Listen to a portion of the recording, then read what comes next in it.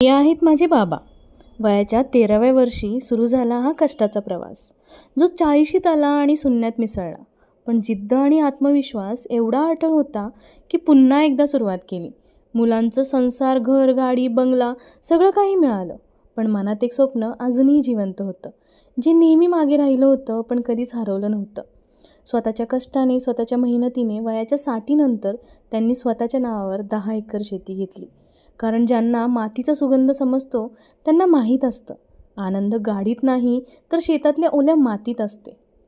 आज त्यांनी ते स्वप्न पूर्ण केलं आहे, तेही कोणाची मदत न घेता केवळ स्वतःच्या जिद्दीवर. ही कहाणी आहे प्रेरणाची, जी शिकवते सुरुवात कोणत्याही वयात करता येते.